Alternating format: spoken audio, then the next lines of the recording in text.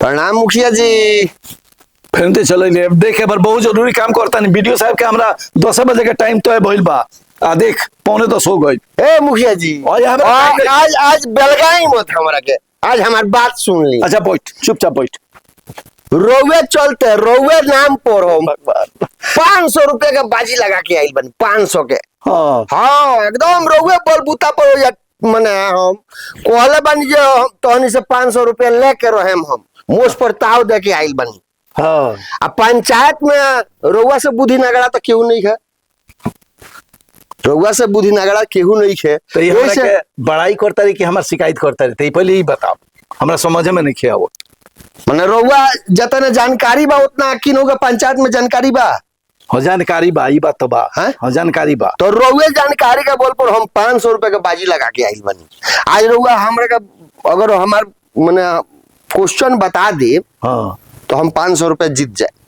बाजी लगा लो। हाँ रउआ नाम पर बाजी लगा ले बनी। लेकिन तो सवाल ऐसा उठपटांग पूछबे कि हमरा खीस बोर ना सोझा सवाल बा, रउआ उ सवाल आ जाई नहीं आवे के सवाल नहीं। हमारा तोरा पर विश्वास नहीं है ना।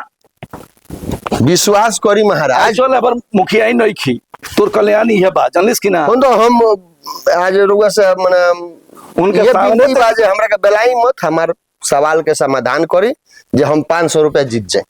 ते 500 रुपए के बाजी लगा। हाँ लगा दे बानी। तोरा ऐसा बेवकूफ से कौन बाजी लगैले बारे। अरे बाड़े सन हमरो सब बेवकूफ बाड़े सन बाजी लगौले बानी 500 के। हाँ हाँ गांव में हमारा बेवकूफ के कमी बा।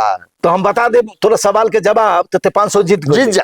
हाँ एकदम 500 रुपए जीत के समझी जरा और कितना जयकार हम करे।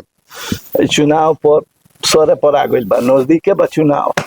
बैठी अब बैठ, अभी जोन कही तो हमरा माना ही के बा।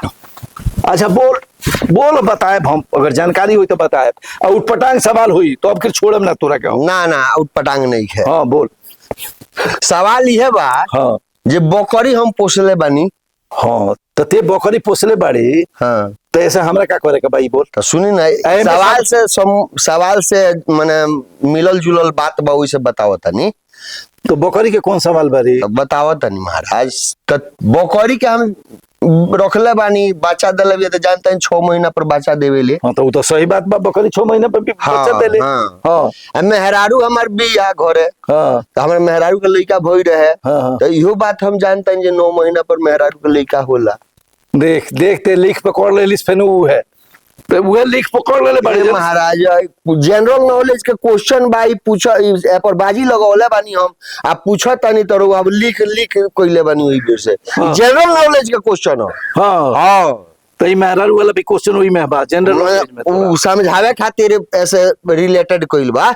हाँ ठीक बा। तो 9 महीना पर लड़का होला यो हम जानता नहीं। तो जानते बारे से तो बता दिए जो।